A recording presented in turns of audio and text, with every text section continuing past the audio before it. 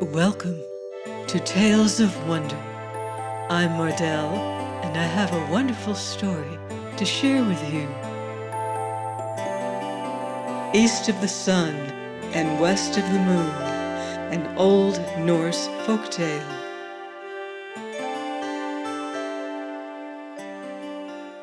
Once upon a time, there was a poor husbandman who had so many children that he hadn't much of either food or clothing to give them. Pretty children they all were, but the prettiest was the youngest daughter, who was so lovely. There was no end to her loveliness.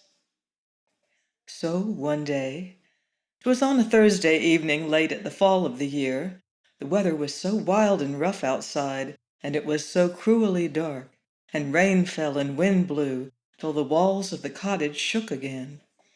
There they all sat round the fire, busy with this thing and that. But just then, all at once, something gave 3 taps on the window pane. Then the father went out to see what was the matter. And when he got out of doors, what should he see but a great big white bear. "Good evening to you," said the white bear. "The same to you," said the man. "Will you give me your youngest daughter? If you will, I'll make you as rich as you are now poor," said the bear. Well, the man would not be at all sorry to be so rich, but still he thought he must have a bit of a talk with his daughter first.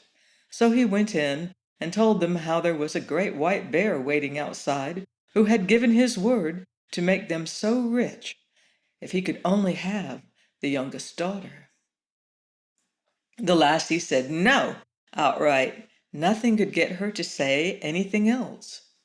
So the man went out and settled it with the white bear that he should come again the next Thursday evening and get an answer. Meantime, he talked his daughter over and kept on telling her of all the riches they would get and how well off she would be herself. And so, at last, she thought better of it, and washed and mended her rags, and made herself as smart as she could, and was ready to start. I can't say her packing gave her much trouble. Next Thursday evening came the white bear to fetch her, and she got upon his back with her bundle, and off they went. So when they had gone a bit of the way, the white bear said, "Are you afraid?" No, she wasn't. "Well, mind and hold tight by my shaggy coat, and then there's nothing to fear," said the bear. So she rode a long, long way, till they came to a great steep hill. There on the face of it, the white bear gave a knock, and a door opened, and they came into a castle, where there were many rooms all lit up, rooms gleaming with silver and gold, and there too was a table ready laid, and it was all as grand could be. Then the white bear gave her a silver bell, and when she wanted anything, she was only to ring it, and she would get it at once. Well, after she had eaten and drunk and the evening wore on, she got sleepy after her journey and thought she would like to go to bed, so she rang the bell, and she had scarce taken hold of it before she came into a chamber where there was a bed made as fair and white as anyone would wish to sleep in, with silken pillows and curtains and gold fringe.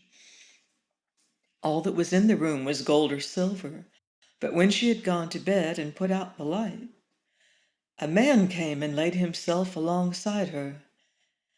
That was the white bear, who threw off his beast shape at night, but she never saw him, for he always came after she had put out the light, and before the day dawned he was up and off again.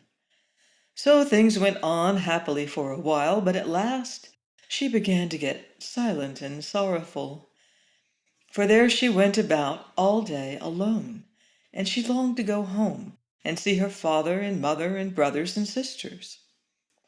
So one day when the white bear asked what it was that she lacked, she said it was so dull and lonely there, and how she longed to go home to see her father and mother and brothers and sisters, and that was why she was so sad and sorrowful, because she couldn't get to them.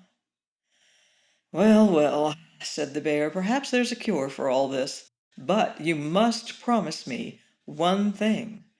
Not to talk alone with your mother, but only when the rest are by to hear, for she'll take you by the hand and try to lead you into a room alone to talk. But you must mind and not do that, else you'll bring bad luck on both of us."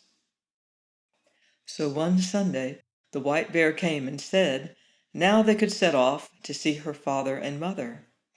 Well, off they started, she sitting on his back, and they went far and long. At last they came to a grand house, and there her brothers and sisters were running about out of doors at play, and everything was so pretty 'twas a joy to see. "This is where your father and mother live now," said the white bear, "but don't forget what I told you, else you'll make us both unlucky." No, bless her, she'd not forget, and when she had reached the house, the white bear turned right about and left her. Then when she went in to see her father and mother, there was such joy, there was no end to it. None of them thought they could thank her enough for all she had done for them. Now they had everything they wished, as good could be, and they all wanted to know how she got on where she lived. Well, she said it was very good to live where she did. She had all she wished. What she said beside, I don't know, but I don't think any of them had the right end of the stick or that they got much out of her. But so in the afternoon, after they had done dinner, all happened as the white bear had said. Her mother wanted to talk with her alone in her bedroom, but she minded what the white bear had said and wouldn't go upstairs. "Oh, what we have to talk about will keep," she said, and put her mother off. But somehow or other her mother got round her at last, and she had to tell her the whole story. So she said how every night when she had gone to bed, a man came and lay down beside her as soon as she had put out the light, and how she never saw him, because he was always up and away before the morning dawned, and how she went about woeful and sorrowing, for she thought she should so like to see him, and how all day long she walked about there alone, and how dull and dreary and lonesome it was. "My," said her mother, "it may well be a troll you slept with, but now I'll teach you a lesson how to set eyes on him. I'll give you a bit of a candle, which you can carry home in your bosom, and just light that while he is asleep, but take care not to drop the tallow on him." Yes, she took the candle and hid it in her bosom, and as night drew on, the white bear came and fetched her away. But when they had gone a bit of the way, the white bear asked if all hadn't happened as he had said. Well, she couldn't say it hadn't. "Now mind," said he, "if you have listened to your mother's advice, you have brought bad luck on us both, and then all that has passed between us will be as nothing." No, she said, she hadn't listened to her mother's advice. So when she reached home and had gone to bed, it was the old story over again. There came a man and lay down beside her, but at dead of night, when she heard he slept, she got up and struck a light, lit the candle, and let the light shine on him. And so she saw that he was the loveliest prince one ever set eyes on, and she fell so deep in love with him on the spot that she thought she couldn't live if she didn't give him a kiss there and then. And so she did. But as she kissed him, she dropped 3 hot drops of tallow on his shirt, and he woke up. "What have you done?" he cried. "Now you have made us both unlucky. For had you held out only this 1 year, I had been freed. For I have a stepmother who has bewitched me, so that I am a white bear by day and a man by night. But now all ties are snapped between us, and now I must set off from you to her. She lives in a castle which stands east of the sun and west of the moon. And there too is a princess with a nose 3 ells long, and she is the wife I must have now. She wept and took it ill, but there was no help for it. Go he must. Then she asked if she mightn't go with him. No, she mightn't.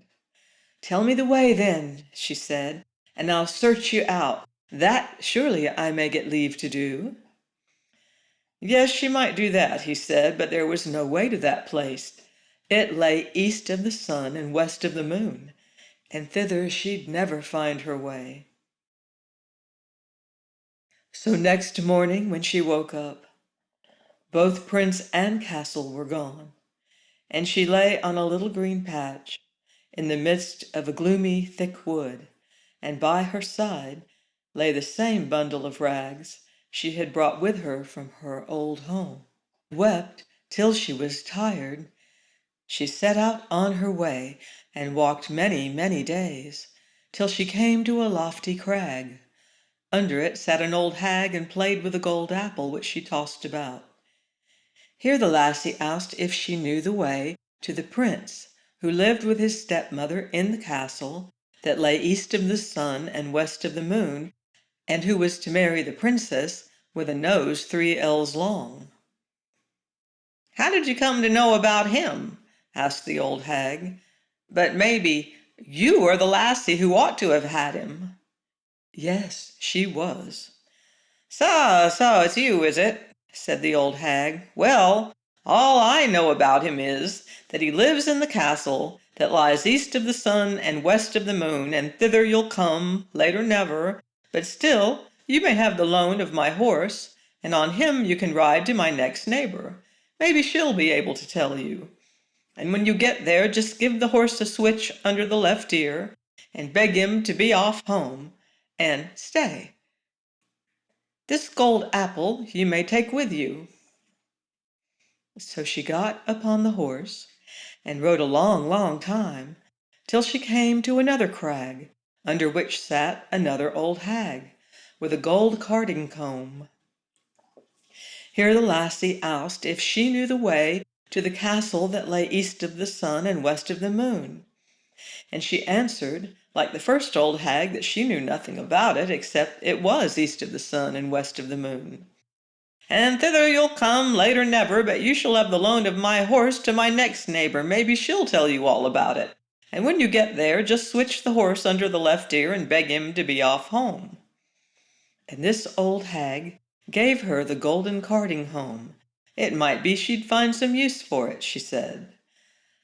So the lassie got up on the horse and rode a far, far way, and a weary time, and so at last she came to another great crag under which sat another old hag, spinning with a golden spinning wheel.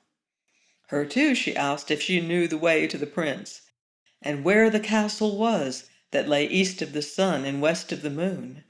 So it was the same thing all over again. Maybe it's you who ought to have had the prince, said the old hag. Yes, it was. But she too didn't know the way a bit better than the other two. East of the sun and west of the moon it was, she knew, and that was all. And thither you'll come, late or never, but I'll lend you my horse, and then I think you'd best ride to the east wind and ask him.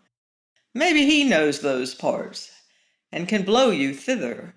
But when you get to him, you need only give the horse a switch under the left ear, and he'll trot home of himself. And so too she gave her the gold spinning wheel. Maybe you'll find a use for it, said the old hag. Then on she rode, many, many days, a weary time, before she got to the east wind's house. But at last she did reach it. And then she asked the east wind if he could tell her the way to the prince, who dwelt east of the sun and west of the moon. Yes, the east wind had heard tell of it, the prince and the castle, but he couldn't tell the way, for he had never blown so far. But if you will, I'll go with you to my brother the West Wind. Maybe he knows, for he's much stronger. So now if you will just get on my back, I'll carry you thither." Yes, she got on his back, and I should just think they went briskly along. So when they got there, they went into the West Wind's house, and the East Wind said the lassie he had brought was the one who ought to have had the prince, who lived in the castle east of the sun and west of the moon. And so she had set out to seek him, and how he had come with her, and would be glad to know if the West Wind knew how to get to the castle. "Nay," said the West Wind, "so far I've never blown. But if you will, I'll go with you to our brother the South Wind, for he's much stronger than either of us, and he has flapped his wings far and wide. Maybe he'll tell you. You can get on my back, and I'll carry you to him." Yes, she got on his back, and so they traveled to the South Wind, and weren't so very long on the way, I should think. When they got there, the West Wind asked him if he could tell her the way to the castle that lay east of the sun and west of the moon, for it was she who ought to have had the prince who lived there. "You don't say so. That's she, is it?" said the South Wind. "Well, I've blustered about in most places in my time, but so far I have never blown. But if you will, I'll take you to my brother, the North Wind. He is the oldest and strongest of the whole lot of us, and if he don't know where it is, you'll never find anyone in the world to tell you. You can get on my back, and I'll carry you thither." Yes, she got on his back, and away he went from his house at a fine rate. And this time, too, she wasn't long on her way. So when they got to the North Wind's house, he was so wild and cross, cold puffs came from him a long way off. "Blast you both, what do you want?" he roared out to them ever so far off, so that it struck them with an icy shiver. "Well," said the South Wind, "you needn't be so foul-mouthed, for here I am, your brother, the South Wind, and here is the lassie who ought to have had the prince, who dwells in the castle that lies east of the sun and west of the moon, and now she wants to ask you if you ever were there and can tell her the way, for she would be so glad to find him again." "Yes, I know well enough where it is," said the North Wind. "Once in my life I blew an aspen leaf thither, but I was so tired I couldn't blow a puff for ever so many days after. But if you really wish to go thither, and aren't afraid to come along with me, I'll take you on my back and see if I can blow you thither." Yes, with all her heart, she must and would get thither, if it were possible in any way, and as for fear, however madly he went, she wouldn't be at all afraid. "Very well, then," said the North Wind, "but you must sleep here tonight, for we must have the whole day before us, if we're to get thither at all." Early next morning, the North Wind woke her, and puffed himself up, and blew himself out, and made himself so stout and big, 'twas gruesome to look at him, and so off they went high up through the air, as if they would never stop till they got to the world's end. Down here below there was such a storm, it threw down long tracts of wood and many houses, and when it swept out over the great sea, ships foundered by the hundreds. So they tore on and on. No one can believe how far they went, and all the while they still went over the sea, and the North Wind got more and more weary, and so out of breath he could scarce bring out a puff, and his wings drooped and drooped, till at last he sunk so low that the crests of the waves dashed over his heels. "Are you afraid?" said the North Wind. No, she wasn't. But they weren't very far from land, and the North Wind had still so much strength left in him that he managed to throw her up on the shore under the windows of the castle, which lay east of the sun and west of the moon. But then he was so weak and worn out, he had to stay there and rest many days before he could get home again. Next morning the lassie sat down under the castle window and began to play with the gold apple, and the first person she saw was the Long Nose, who was to have the prince. "What do you want for your gold apple, you lassie?" said the long nose, and threw up the window. "It's not for sale, for gold or money," said the lassie. "Well, if it's not for sale, for gold or money, what is it that you will sell it for? You may name your own price," said the princess. "Well, if I may get to the prince who lives here and be with him tonight, you shall have it," said the lassie, whom the north wind had brought. Yes, she might. That could be done. So the princess got the gold apple. But when the lassie came up to the prince's bedroom at night, he was fast asleep. She called him and shook him, and between whiles she wept sore. But all she could do, she couldn't wake him up. Next morning, as soon as day broke, came the princess with the long nose and drove her out again. So in the daytime she sat down under the castle windows and began to card with her carding comb, and the same thing happened. The princess asked what she wanted for it, and she said it wasn't for sale for gold or money, but if she might get leave to go up to the prince and be with him that night, the princess should have it. But when she went up, she found him fast asleep again, and all she called and all she shook and wept and prayed, she couldn't get life into him. And as soon as the first gray peep of day came, then came the princess with the long nose and chased her out again. So in the daytime the lassie sat down under the castle window and began to spin with her golden spinning wheel. And that too the princess with the long nose wanted to have. So she threw it up the window and asked what she wanted for it. The lassie said, as she had said twice before, it wasn't for sale for gold or money, but if she might go up to the prince who was there and be with him alone that night, she might have it. Yes, she might do that and welcome. But now, you must know, there were some Christian folk who had been carried off thither, and as they sat in their room, which was next to the prince, they had heard how a woman had been in there, and wept and prayed and called to him 2 nights running, and they told that to the prince. That evening, when the princess came with her sleepy drink, the prince made as if he drank, but threw it over his shoulder, for he could guess it was a sleepy drink.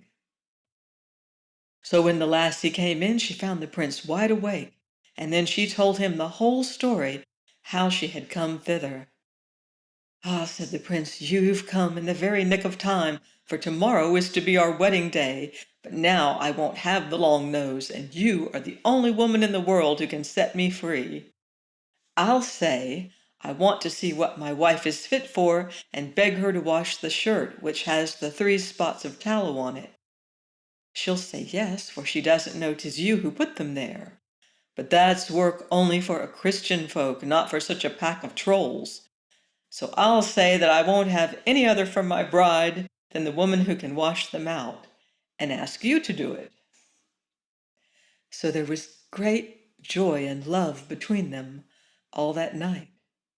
But the next day, when the wedding was to be, the prince said, "First of all, I'd like to see what my bride is fit for." "Yes," said the stepmother with all her heart. "Well," said the prince, "I've got a fine shirt which I'd like for my wedding shirt, but somehow or other it's got 3 spots of tallow on it, which I must have washed out, and I have sworn never to take any other bride than the woman who's able to do that. If she can, she's not worth having." Well, that was no great thing, they said, so they agreed. And she with the long nose began to wash away as hard as she could, but the more she rubbed and scrubbed, the bigger the spots grew. Said the old hag her mother, "you can't wash, let me try." But she hadn't long taken the shirt in hand before it got far worse than ever, and with all her rubbing and wringing and scrubbing, the spots grew bigger and blacker, and the darker and uglier was the shirt. Then all the other trolls began to wash, but the longer it lasted, the blacker and uglier the shirt grew, till at last it was as black all over as if it had been up the chimney. Said the prince, you're none of you worth a straw. You can't wash. Why, there outside sits a beggar lassie. I'll be bound she knows how to wash better than the whole lot of you. Come in, lassie, he shouted. Well, in she came. Can you wash this shirt clean, lassie, you? Said he. I don't know, she said, but I think I can. And almost before she had taken it and dipped it in the water, it was as white as driven snow, and whiter still. Yes, you are the lassie for me, said the prince. At that, the old hag flew into such a rage, she burst on the spot, and the princess with the long nose after her, and the whole pack of trolls after her. At least, I've never heard a word about them since. As for the prince and princess, they set free all the poor Christian folk who had been carried off and shut up there, and they took with them all the silver and gold, and flitted away as far as they could from the castle that lay east of the sun and west of the moon. I hope you've enjoyed this story, East of the Sun, West of the Moon. That was a long way to go to win back your true love. I think she should have kept her promise, but I'm sure they lived happily ever after. So, in the end, all turned out well. Please join me next week for another enchanting story on Tales of Wonder.